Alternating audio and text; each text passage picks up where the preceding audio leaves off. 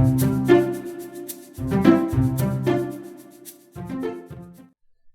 दोस्तों, नमस्कार। Welcome back to our channel analyst postmortem, जहां हम करते हैं हर फाइनेंशियल एस्पेक्ट की बारीकी से पोस्टमार्टम। तो दोस्तों, आज हम बात करेंगे बजाज ऑटो के स्टॉक के बारे में। आज बजाज ऑटो का क्वार्टरली रिजल्ट आया Q4 का, और रिजल्ट बहुत ही शानदार, बहुत ही बेहतरीन रिजल्ट है, जिस पर हम बात करेंगे। लेकिन उसके बावजूद भी स्टॉक आज 2.5 से 3% गिरा। तो हम डिस्कस करेंगे कि अच्छे रिजल्ट आने के बाद भी स्टॉक क्यों गिरता है, प्लस डिस्कस करेंगे कि आने वाले फ्यूचर में प्रोस्पेक्ट से ब्रोकरेज हाउस ने क्या उस पर रिकमेंडेशन करी, प्लस हमारा क्या व्यू है उसके ऊपर, और कैसी ग्रोथ रह सकती है टेक्निकली। तो आइए शुरुआत करते हैं। दोस्तों, अगर आपने अभी ये चैनल लाइक एंड सब्सक्राइब नहीं किया है तो प्लीज़ लाइक एंड सब्सक्राइब, ताकि ऐसे वीडियोस आप तक रेगुलरली पहुंच सके और आप भी इसे कुछ सीख सकें। तो बात करते हैं पहले रिजल्ट से। तो जो रिजल्ट आए आज, बहुत ही शानदार रिजल्ट्स आए स्टॉक के। तो बजाज ऑटो ने नेट प्रॉफिट अपना दिखाया 1936 करोड़ का फॉर द Q4, और जो ग्रोथ रही वो रही 35.1% फ्रॉम 1433 करोड़ एक साल पहले, लास्ट ईयर। तो लास्ट ईयर जो मार्च क्वार्टर का नेट प्रॉफिट था वो 1400 करोड़ था, जो इस पर 1936 करोड़ आया, तो 35.1% की ग्रोथ मिली। तो बहुत ही शानदार ग्रोथ आई। इसके अलावा जो रेवेन्यू थे वो रेवेन्यूज 11,485 करोड़ के आए, 29% हायर है लास्ट ईयर से 8,904 करोड़। तो बहुत ही शानदार। और ऑटो मेजर ने अपना जो नेट प्रॉफिट था वो सरपास किया 2000 करोड़ का, first time after December quarter में 2000 करोड़ का नेट प्रॉफिट रहा। तो बहुत ही शानदार रिजल्ट्स रहे। तो क्विकली ओवरव्यू देख लेते हैं स्टॉक का। स्टॉक 31 के पी पे अवेलेबल है, और जो ROC है वो 33 है, और ROE 26। तो बहुत ही अच्छे। Debt to equity almost negligible है। लेकिन देखिए, पैग रेशियो जो है वो 3 के करीब है। तो यही फैक्टर है जो इसको अब थोड़ा रिस्ट्रिक्ट करेगा इसकी ग्रोथ में, क्योंकि ग्रोथ अब अपसाइड लिमिटेड नजर आ रही है। ग्रोथ होगी, लेकिन जो एक्सपोनेंशियल ग्रोथ आई पिछले एक साल के अंदर, वो शायद अब थोड़ी रुक के आएगी।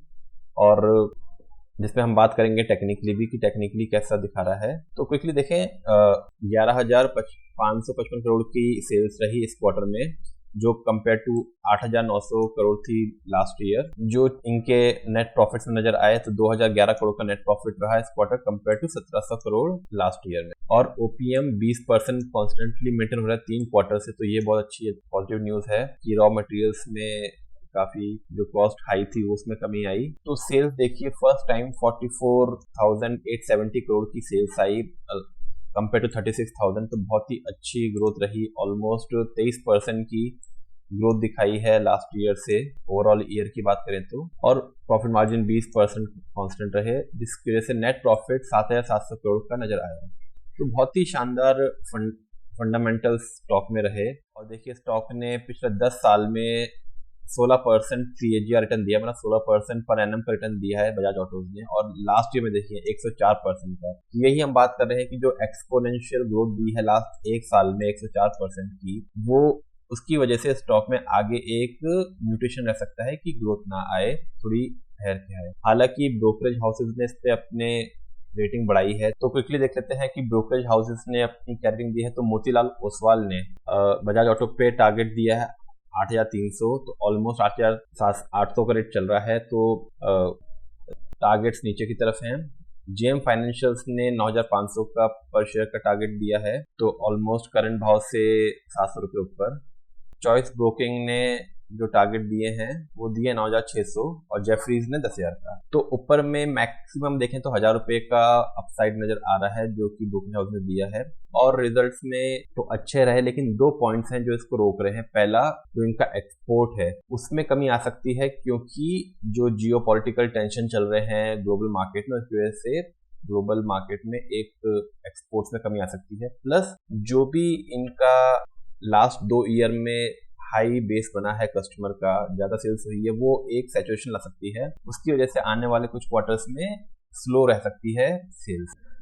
तो ये एक रीजन है जिसकी वजह से म्यूटेड ग्रोथ रह सकती है आगे के लिए। टेक्निकल से बात कर लें तो देखिए, बजाज ऑटो ने एक लाइफ टाइम हाई बनाया था Feb 21 के अंदर, जो कि था 4200 का।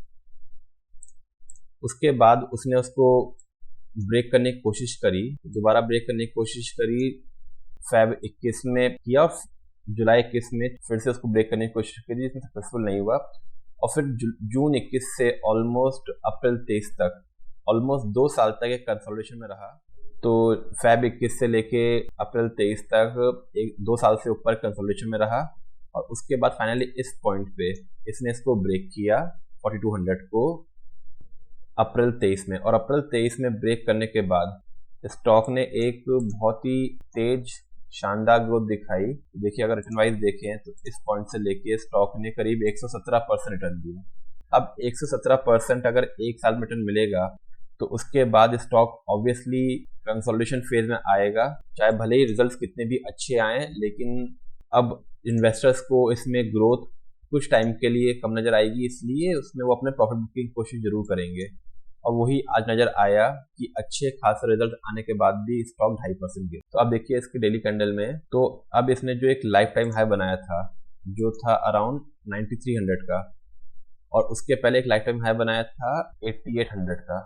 अब इसने 9300 से डाउनवर्ड जर्नी शुरू करी और आज जो पिछला हाई था जो कि था 8800, उसके नीचे क्लोजिंग दी है। 8879 के नीचे क्लोजिंग करके 8804 पे आज ये क्लोज हुआ है। अब आने वाले दिनों में ये हो सकता है, क्योंकि ग्लोबल मार्केट्स भी थोड़े से इजराइल और ईरान के वॉर के चक्कर में ग्लोबल मार्केट सपोर्ट ना करें और ये स्टॉक तो कंसोलिडेशन फेज में रहेगा। तो होपफुली ये एक नीचे की तरफ 8100 के जो टारगेट है, जो नीचे का इमीडिएट सपोर्ट है 8100, वहां तक आने की कोशिश करे और वहां पे आके एक सपोर्ट ले।